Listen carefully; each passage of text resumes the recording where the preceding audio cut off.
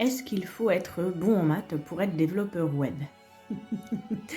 Quelle question, n'est-ce pas Pythagore? D'ailleurs, je viens de résoudre une équation à 36 inconnus et je sais tout à fait quelle est la tangente du carré de l'hypoténuse de cette petite équerre. Non, c'est faux.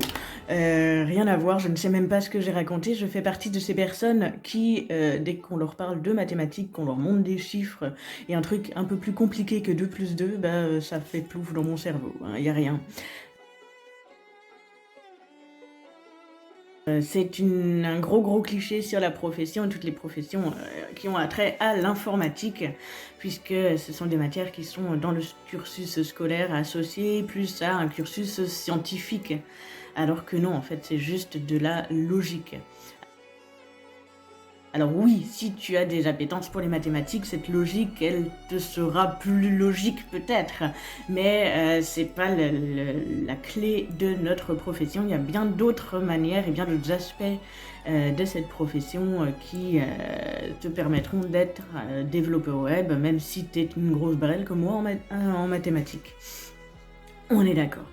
Donc je disais que c'est plus de la logique.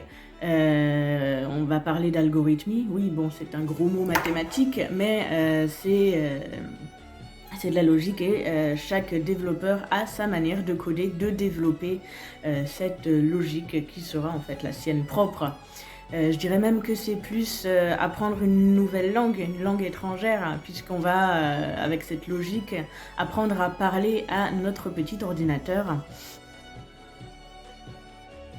Et l'ordinateur, bah, c'est comme dans le monde, il peut avoir plusieurs langues, plusieurs langages de programmation, comme le JavaScript, le C#, le PHP, il y a plein de langues informatiques, entre guillemets, et dans ces langues informatiques, il y a même des sous-dialectes comme React, Angular ou Vue.js, qui sont des sous-dialectes ou des librairies, hein, comme ça s'appelle, de mon ami JavaScript.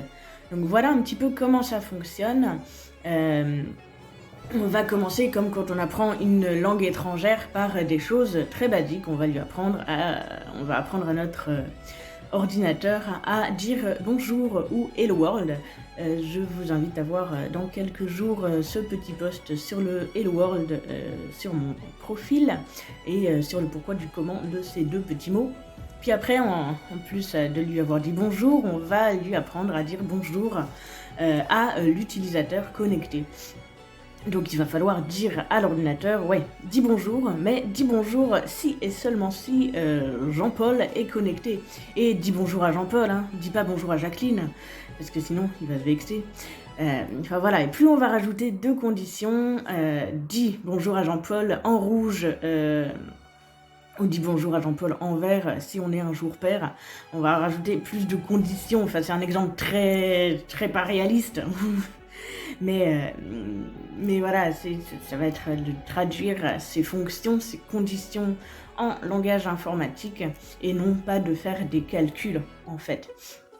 Et plus il y a de conditions, plus ça va se complexifier. Mais là, il faut atteindre un niveau assez élevé pour faire des choses assez complexes comme des applications comme Instagram ou Facebook par exemple, ou même Netflix. Enfin voilà, j'espère que ce petit point sur la profession de développeur web t'a plu. Si toi aussi, tu pensais qu'il fallait faire plein de maths et plein de calculs pour faire des sites internet, je t'invite à venir en parler dans les commentaires ou à me faire un petit coucou.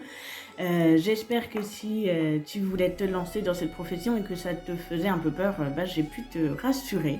Voilà, moi je suis très nulle en mathématiques et pourtant j'en vis aujourd'hui et j'en suis très fière, donc toi aussi tu peux le faire. Je vous dis à très bientôt et merci de m'avoir écouté.